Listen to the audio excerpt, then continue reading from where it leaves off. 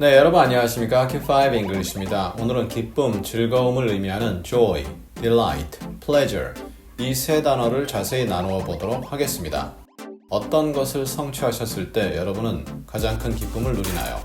Q5 English와 함께하는 학습이기를 간절히 기대하면서요. 애청, 구독, 좋아요, 알림 설정 꼭 확인 부탁드립니다. 먼저 오늘 내용은 대부분 호환이 됩니다. 여기에 이 단어 쓴다, 저기에 다른 단어를 대체한다, 큰 문제는 없습니다. 하지만 이럴 땐 이렇게 쓴다, 저럴 땐 저렇게 쓴다라는 내용이 약간 정해진 느낌이 좀 있고요. 그래서 그 내용을 확인해 보시는 개념으로 오늘 내용을 이해하시면 되겠고요. delight는 동사로도 쓰일 수 있다. 이렇게 확인해 보시면 좋습니다. 먼저 delight는요. 엄청난 기쁨, 엄청난 만족, 황홀감의 느낌을 줍니다. 그리고 처음 느꼈던 그 느낌이 계속되는 그러한 느낌을 전달할 수 있습니다. 다음에 다룰 joy나 pleasure의 원천, 그것을 느끼게 되는 이유가 되는 거죠. 그럼 joy는요? 반대말이 sorrow인데요. 슬픔이죠. 본원적 감정에 기초한 그러한 기쁨입니다. 후천적으로 학습한 그러한 내용이 아닌 거죠. joy는 pleasure라고 바꿔 써도 되고요. happiness라고 바꿔 써도 됩니다. 그러한 의미를 그대로 지니고 있는 거죠. 크고도 깊은 행복, 또 무엇인가 지속되는 만족의 감정이 느껴집니다. 마음속에 평화가 있고요. 충족이 된다라는 그러한 느낌이 있는 거죠. 그럼 pleasure는요? 이것은 즐거움, 만족, 행복, 쾌락 이렇게 번역이 될 수 있는데요. 일시적인 만족입니다. 오래 가는 것이 아니죠. 외부적인 개념에 의해서 느껴지는 감정인데요. 예를 들어 식사를 했다든가 또 누구와 사랑을 했다든가 해서 그로 인해 느끼는 기쁨이죠. 쾌락이다라는 내용을 통해서 보면 감각의 느낌이 전달이 되죠. 감각의 긍정적 경험입니다.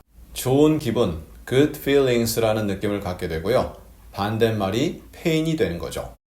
자, 그럼 이 세 단어 이렇게 얘기는 했지만 느낌이 거의 차이가 없죠. 네, 비슷한 느낌이다. 다시 한번 강조드리면서요. 오늘 내용을 자세히 하나하나씩 확인해 보도록 하겠습니다. What is your guilty pleasure?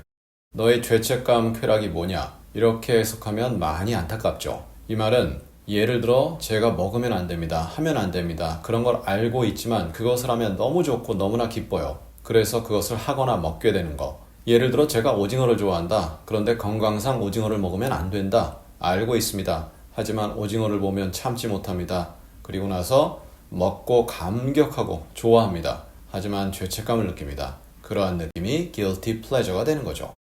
Your pain is my pleasure. 누가 이렇게 얘기합니다. 참으로 못된 사람이죠. 너의 고통이 나의 쾌락이다. 나의 기쁨이다. 이럴 때 pain이란 단어와 pleasure 너무 잘 어울리죠. 다른 단어를 써도 되지만 이렇게 반대말이 정말 잘 어울리는 거죠. 확인해 보시고요. It was a pleasure. 기쁨이었다. 뭐죠? pleasure는 셀 수가 없습니다. 그런데 a pleasure 이렇게 셀 수 있는 명사로 만들었다는 것은 예를 들어 어떤 행사를 잘 치르고 나서 손님들에게 하는 말입니다. 인사를 나누면서 좋은 행사였습니다. 오늘 즐거웠습니다. 이렇게 얘기하는 거죠. 그래서 all pleasure가 가능하다. My daughter is unfiltered joy.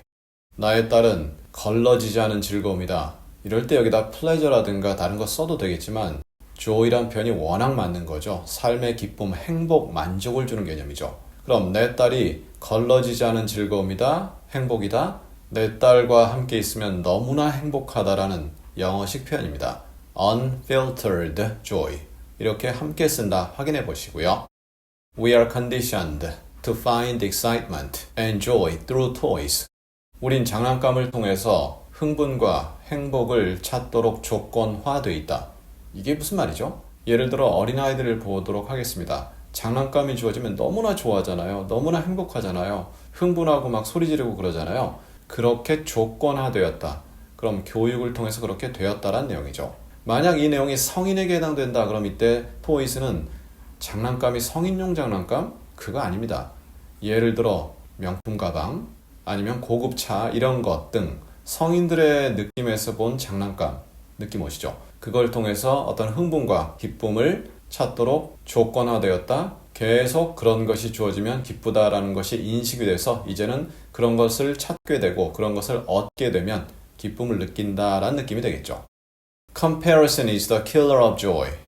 비교라는 것은 즐거움을, 기쁨을 죽이는 것이다. 그렇죠. 내가 그냥 혼자 살고 비교 대상이 없다 또는 비교하더라도 같은 사람끼리 비교한다. 느낌 차이가 별로 없죠. 그래서 우리 모두 행복하구나.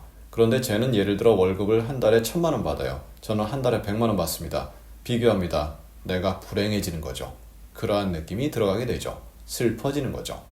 It's so meaningful to see the joy on their faces. 그들의 얼굴에서 기쁨을 본다는 거 굉장히 의미 있는 일이다. meaning 거기다 full 붙었죠. 의미가 있다. 좋다란 내용인데 가끔 우리가 이제 발음을 하다 보면 또 우리말상에서 얼굴 안에서 이렇게 하니까 in their faces로 할 가능성이 높습니다. 그럼 얼굴 살을 파고 들어가고 막 진피 막 핏줄 있고 그렇잖아요. 느낌이 좀 아니죠. 그래서 이럴 땐 on 얼굴 표면이죠. on their faces 이렇게 나타낼 수 있습니다. I watched this video with great delight. 엄청난 쾌감, 엄청난 기쁨으로 이 영상을 시청했다 이렇게 되죠. 이 영상이 Q5 English가 되었으면 좋겠네요. 차관 엄청난 기쁨이다. 이렇게 delight를 썼고요. 여기에 joy나 pleasure를 쓴다. 아무 이상 없이 알아들을 수 있죠. 하지만 황홀감마저 느껴진다. 이런 느낌으로는 delight가 더 좋은 거죠. The interest is there and we are absolutely delighted. 관심이 거기에 있다. 여기서 거기라는 게 우리와 거리가 먼 쪽에 있다라는 느낌도 되겠지만 사람들이 관심을 보이는 거죠. 따라서 우리가 정말 절대적으로 기쁘다 이거죠. 동사를 썼는데요. 날아갈 듯이 뛸 듯이 기뻤다라는 내용이죠. 이것은 여러 가지 상황에서 다 활용될 수 있겠죠. 그 모든 상황이 여러분의 상황에 다 적용되기를 간절히 바라고요. 자, 이렇게 해서 오늘 joy, delight, pleasure 이 세 단어를 다루어 보았습니다. 기쁨이다 라고 번역될 수 있는 즐거움이다 라고 번역될 수 있는 내용인데요. 여러분이 Q5 English와 함께 영어적 성장을 통해서 기쁨을 나날이 배가시키는 그러한 모습을 보여주시면 어떨까 강하게 희망해 보고요. 그럼 우리 다음 시간에는 우리말로 대략 비슷하게 번역이 됩니다. supplement, complement 어떤 차이가 있을까요? 다음 시간에 자세히 이 내용을 나누어 보도록 하겠습니다. 감사합니다.